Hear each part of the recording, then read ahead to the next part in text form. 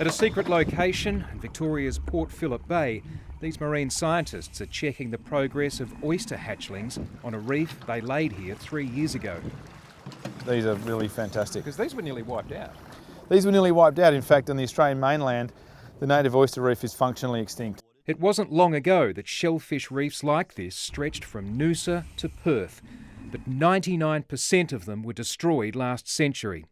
Now it's a sandy bottom. It's like a marine desert down there.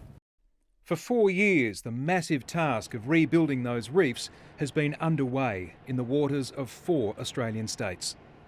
Taking empty shells from restaurants, then seeding them with the hatchlings of native oysters. Once a bed of limestone is laid down, the shells are placed on it and left to grow.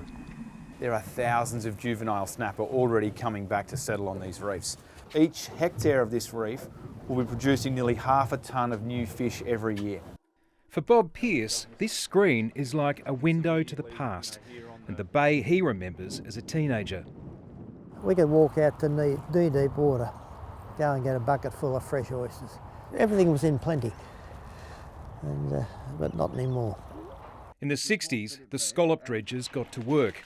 Within decades, the reefs were fished out and gone. Look, it broke my heart. Now we've got to try and fix it. 8 million oysters have now been put into the water at 10 pilot sites around Australia.